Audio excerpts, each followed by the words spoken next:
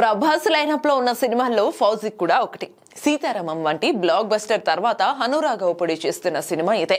ఇటీవల ఈ cinema title reveal చేస్తూ ఫస్ట్ లుక్ పోస్టర్ రిలీజ్ చేయగా ఫ్యాన్స్ ఖుషి అయ్యారు. కానీ ప్రభాస్ హాఫ్ లుక్ కాకుండా ఫుల్ లుక్ రిలీజ్ చేస్తే బాగుండేదనే కామెంట్స్ అయితే వినిపించాయి.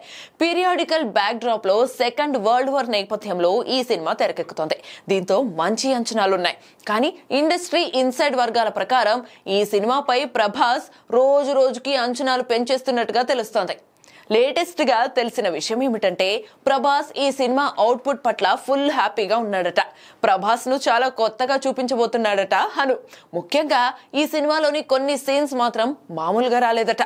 ఒక్క ఫ్రేమ్ అద్భుతం అనేలా తీర్చిదిద్దుతున్నారట. అలాగే పాటలు కూడా మళ్ళీ మళ్ళీ వినాలనిపించేలా ఉంటాయట.